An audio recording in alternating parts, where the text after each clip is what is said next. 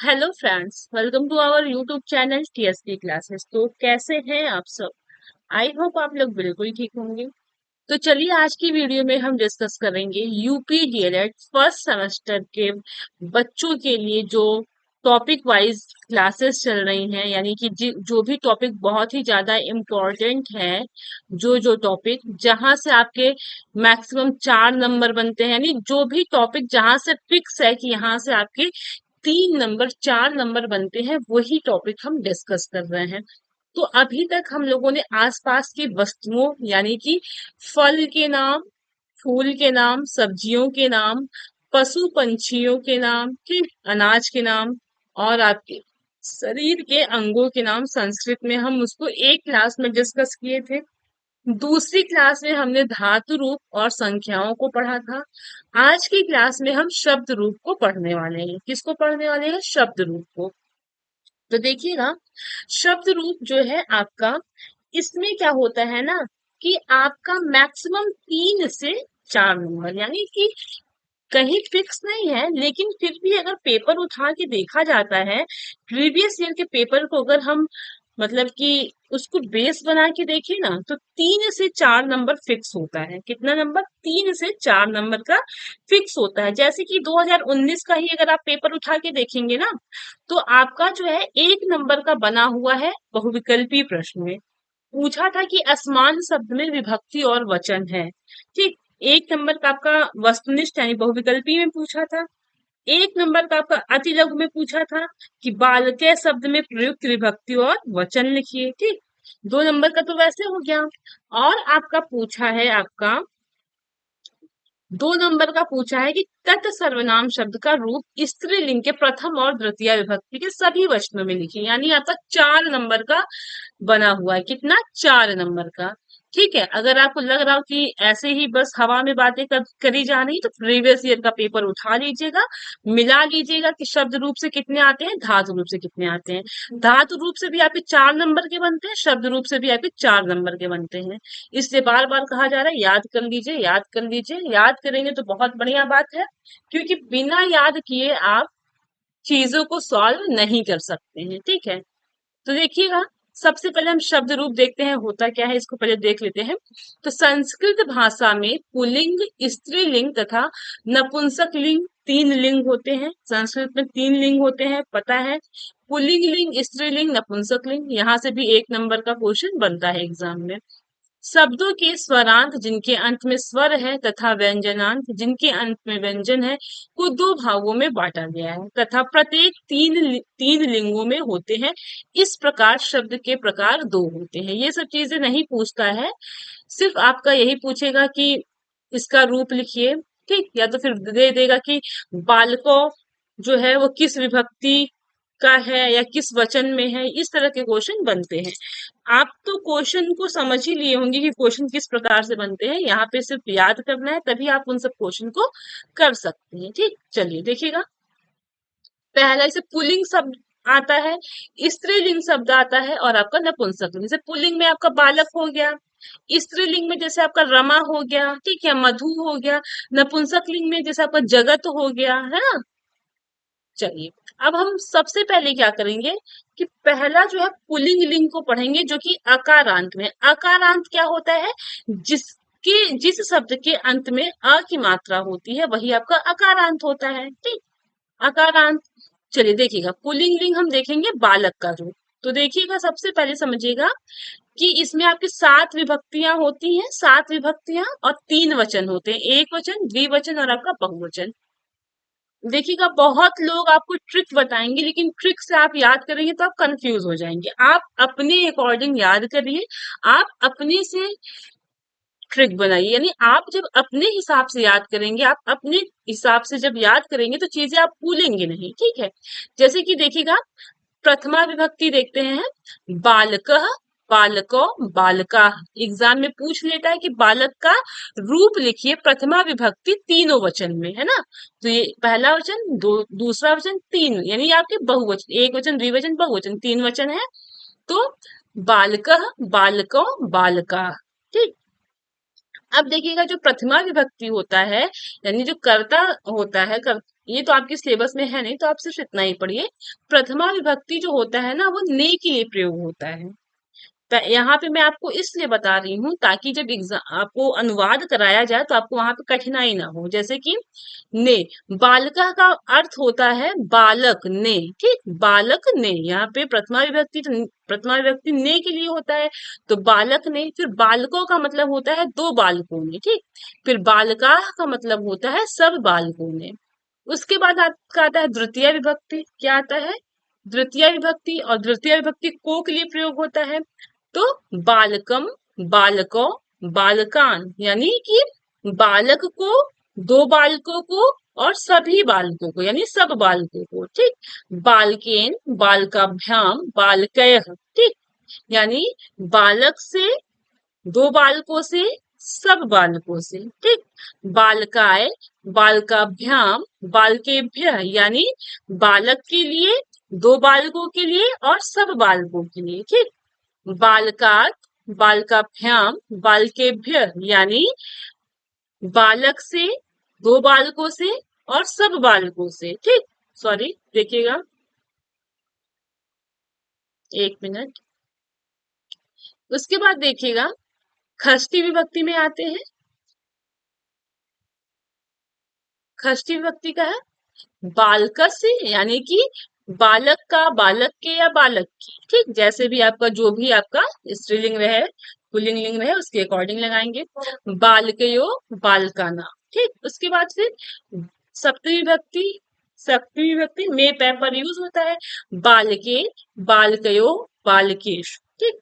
ये सब जब आपको याद रहेगा ना कि प्रथमा ने द्वितीय को, तृतीया से चतुर्थी के लिए, पंचमी से षष्ठिका के की, सप्तमी में पे पर, तभी आप जो है अनुवाद कर पाएंगे। मान लीजिए ऐसे बोल दे कि बालक के लिए, ठीक, बालक के लिए, तो के लिए किसके लिए प्रयोग होता है? चतुर्थी विभक्ति में।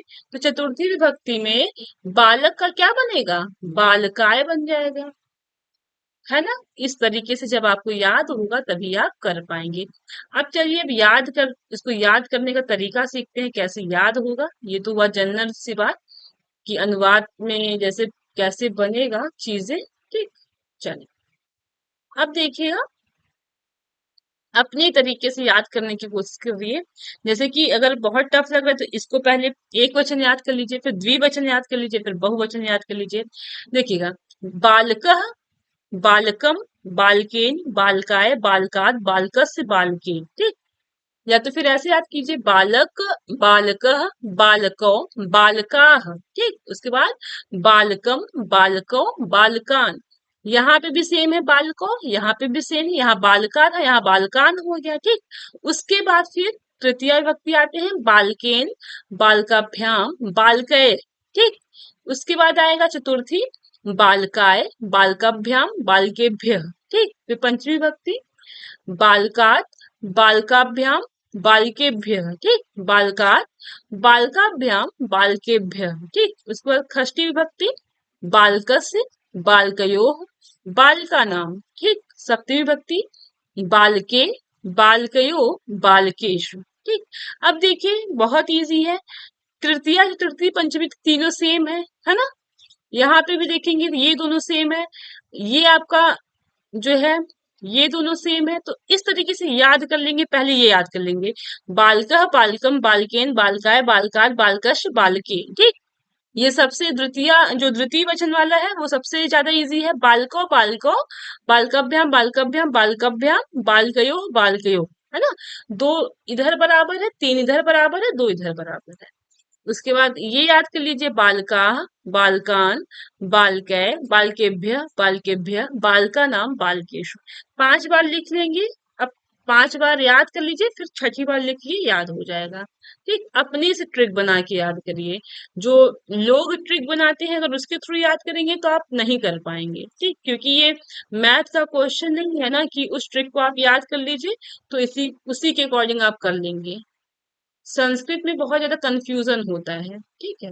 चलिए, अब हम देखेंगे हरि पुल्लिंग इकारांत। इकारांत नहीं जिसमें छोटी की मात्रा लगी हो, यानी कि ये बड़ी ई का है, छोटी ई, बड़ी ई, तो वो आपका इकारांत हो जाएगा। तो देखिएगा, हरि का देखेंगे, हरि, हरि, हरयः, ठीक।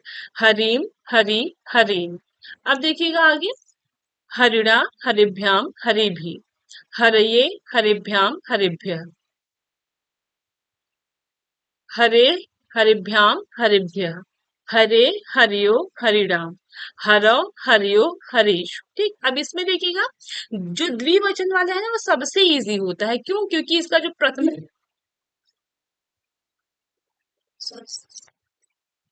जब प्रथमा और द्वितीया होता है वो दोनों सेम होता है ना। तृतीया चतुर्थी पंचमी तीनों सेम होता है, षष्ठी सप्तमी ये दोनों आपका सेम होता है अधिकतर। जब इसीलिए कहा जाता है जब आप याद करेंगे ना तब आपको चीजें इजी लगेंगी, ऐसे देखने में टफ लगता है लेकिन जब आप याद करने बैठेंगे तो आप अपने हिसाब से याद करेंगे ना कि अच्छा एक वचन में तो मान लीजिए हरि हरिम हरिणा हरये हरे हरे हरो ऐसे है, और द्विवचन तो सबसे इजी है। प्रथमा द्वितीया सेम है, हरि हरि हरिभ्याम हरिभ्याम हरिभ्याम हरियो हरियो। ठीक, तो अब बहुवचन में आते हैं। बहुवचन में क्या है? हरियः हरीन हरिभि हरिभ्यः हरिभ्यः हरिराम हरीश, है ना। चलिए फिर से देख लेते हैं। हरि हरि हरेयः हरिम हरि हरीन हरिणा हरिभ्याम हरिभि हरये हरिभ्याम हरिभ्यः हरेः हरिभ्याम हरिभ्यः हरेः हरियो हरिणाम हरे हरियो हरिणाम हरो हरियो हरीश। ठीक, हरो हरियो हरीश, ये आपका हरि है। अब आपका आते हैं हम गुरु में। ठीक, गुरु जो है आपका पुल्लिंग लिंग है उकारांत। अब देखिए छोटा ऊ की मात्रा है या बड़ा ऊ की तो आपका उकारांत हो जाएगा। अब देखिए इसका कैसे चलेगा। गुरु गुरु गुरुवः। ठीक, गुरु गुरु गुरुवः, गुरुम गुरु गुरुम। ठीक, गुरुड़ा गुरुभ्याम गुरुभ्हि। ठीक, गुरुवे गुरुभ्याम गुरुभ्यः, गुरोः गुरुभ्याम गुरुभ्यः, गुरोः गुरवो गुरुणाम, गुरौ गुरवो गुरुष। हे गुरु हे गुरु हे गुरुवः। अब इसको देख लीजिएगा, सेम द्विवचन में पहला और द्वितीय प्रथमा द्वितीय विभक्ति सेम है, तृतीया विभक्ति चतुर्थी विभक्ति पंचमी विभक्ति सेम है, षष्ठी और सप्तमी सेम है। तो जो द्विवचन है ये याद करना बहुत इजी है। अधिकतर जो आपका एग्जाम में पूछता है ना ये एक वचन वाला ही पूछता है। क्यों? क्योंकि ये सबसे डिफरेंट है और बाकी तो ये वाला तो याद करना इजी है। बहुवचन में देखिए गुरुवः है, फिर गुरून हो गया, फिर गुरुभि गुरुभ्य गुरुभ्य गुरुराम गुरुष, है ना। गुरु गुरु गुरुवः, गुरु गुरु गुरून्, गुरुणा गुरुभ्यां गुरुभ्हि, गुरुवेः गुरुभ्यां गुरुभ्यः, गुरोः गुरुभ्यां गुरुभ्यः, गुरोः गुरवो गुरुणाम, गुरौ गुरवो गुरुष। हे गुरु हे गुरु हे गुरु, ये आपका गुरु का हो गया। अब हम देखेंगे पिता पुल्लिंग लिंग ऋकारांत। ठीक, तो पिता पितरौ पितरः। ठीक, पिता पितरौ पितरः, पितरम पितरौ पितॄन्, पित्रा पितृभ्याम पितृभ्यः, पितरे पितराभ्याम पितृभ्यः। और ये फिर से आपका हो जाएगा पितु पितृभ्याम पितृभ्यः, पितुः पितरो पितॄणाम, पितरी पितरो पितरुष। हे पिता हे पितरो हे पितरः। ठीक, चलिए अब देख लेते हैं लता स्त्रीलिंग उकारांत आकारांत सॉरी आकारांत। यहाँ पे देखिए बड़ा की मात्रा है तो आपका क्या हो गया? आकारांत हो गया। देखिएगा लता का कैसे चलेगा। लता लते लताः, लताम लते लताः, लतया लताभ्याम लताभि, लताय लताभ्याम लताभ्य। ठीक, लतायाः लताभ्याम लताभ्य, लतायाः लतयोः लतानाम, लतायाम लतयो लतेश। ठीक, चलिए ऐसे ही आप याद करिएगा, इजी लगेगा। देखिए द्वितीय विभक्ति द्विवचन में प्रथमा और द्वितीय सेम है, तृतीय चतुर्थी पंचमी सेम है, षष्ठी सप्तमी सेम है। सबसे ज्यादा टफ आपको यही लगेगा, लेकिन आप 4 से 5 बार लिख के याद करेंगे ना तो गारंटी के साथ कहते हैं नहीं भूलेंगे, कोई ट्रिक काम नहीं आएगा यहाँ पे। चलिए अगला देखेंगे, मती का देख लेते हैं स्त्रीलिंग इकारांत। मती वहां पे ना छोटी ई कर लीजिएगा, उसको भी मैं सही करा देती हूँ। मती मती मति मति मत्यः, मतीन मति मतीह, मत्या मतिभ्याम मतिभि, मत्य मतये मतिभ्याम मतिभ्यः, मत्या मतेह मतिभ्याम मतिभ्य, यहाँ आप चाहे मत्या लिखे चाहे मते लिखे, ठीक। मत्याह मत्यो मतीनाम, मत्याम मत्यो मतीश, फिर हेमति हेमत्यो हेम, हेमति हेमति हेमत्य, ठीक। चलिए आगे देखेंगे, नदी का देख लेते हैं स्त्रीलिंग का नाम। तो प्रथमा विभक्ति नदी, नद्यो, नद्याः, नदीम, नद्य, नदीः, नद्या नदीभ्याम, नदीभिः, फिर नद्य नदीभ्याम, नदीभ्यः, नद्या नदीभ्याम नदीभ्यः, नद्या नद्योः, नदीनाम, ठीक। हे नद्याम, सॉरी नद्याम, नद्यो, नदीश, ठीक। ये हुआ आपका। चलिए अगला धेनु का देख लेते हैं, उनका नाम। धेनु, धेनु, धेनवः, धेनु, धेनु, धेनुः, धेन्वा धेनुभ्याम धेनुभ्यः, धेन्वै धेनुभ्याम धेनुभ्यः, धेन्वाः धेनव्याम धेनुभ्यः, धेन्वा धेन्वो धेनूनाम, धेन्वाम धेन्वो धेनेषु, हे धेनु, हे धेनु, हे धेनु, ठीक है। तो आज हमने पूरा ये पढ़ा अच्छे से, चार पांच लकार, सॉरी चार पांच छह शब्द रूप। तो इसका कहिएगा तो मैं पीडीएफ आपको शेयर कर दूंगी, वहां से आप याद कर लीजिएगा। देखिएगा शब्द रूप याद करने का एक ही तरीका है, आप अपने से ट्रिक बनाइए, तीन चार बार लिख लिख के याद करिए तभी याद होगा। और इतना इजी नहीं है, बीच बीच में से क्वेश्चन पूछ लेगा धेन्वय किस विभक्ति किस वचन में है, तो आप कंफ्यूज हो जाएंगे, इसलिए याद करना बहुत ज्यादा जरूरी है। तो चलिए क्लास कैसी लगी, अच्छी लगी कि नहीं लगी, यूजफुल है कि नहीं, कमेंट के थ्रू जरूर बताइएगा। मिलते हैं कल की क्लास में, अपना फीडबैक हमारे साथ जरूर शेयर करिएगा। आपका एक कमेंट हमें बहुत ज्यादा मोटिवेट करता है। तो चलिए मिलते हैं कल की क्लास में, तब तक के लिए मन लगा के पढ़ाई करते रहिए, रिवीजन करते रहिए। Thank you.